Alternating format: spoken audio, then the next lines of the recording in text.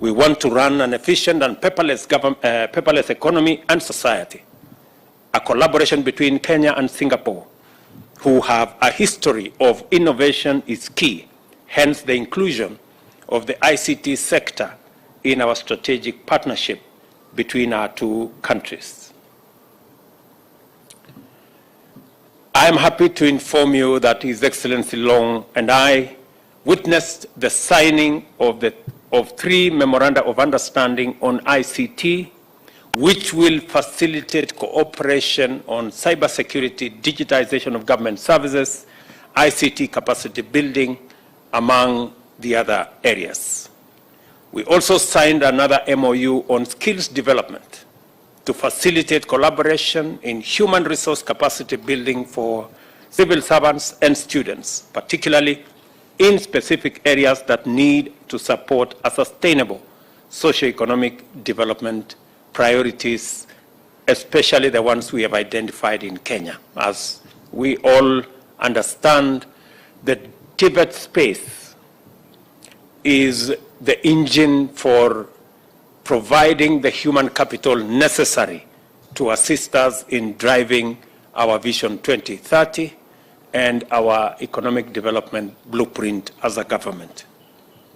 We have also agreed that the bilateral investment treaty signed between our two nations on 12th June 2018 be immediately operationalized. We further directed our respective ministers to conclude negotiations on avoidance of double taxation within the shortest time possible. And we believe this will spark and grow trade and investment opportunities between Kenya and Singapore. We have also agreed to actively explore methods of acquiring knowledge and support from Singapore's highly prosperous housing model. Kenyans are currently engaged in the housing debate, with approximately 6.5 million Kenyans lacking affordable and decent housing.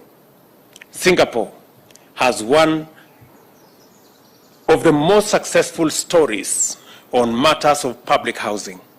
The Prime Minister has informed me that 85% of all Singaporeans live in decent, affordable public housing. Their story and journey did not start overnight. It began 60 years ago, around the same time we established our housing policy in Kenya.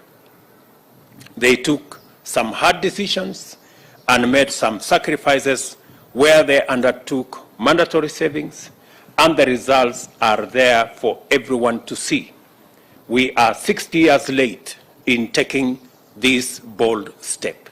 As a result, our country is infamous for having some of the largest informal settlements that number in excess of 1,140 slums. I don't want us to postpone this agenda anymore, and thus I am asking Kenyans to make the choice by saving into the housing fund so that 60 years from now, we can also have a similar success story to tell. We have invited Singaporeans' private sector to consider investment opportunities in our transport and logistics sectors.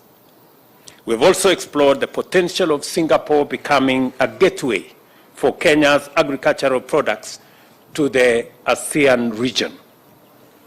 The Prime Minister and I share the view that climate change represents the greatest existential threat to the survival of mankind, and collective and cooperative action by all governments is of utmost importance.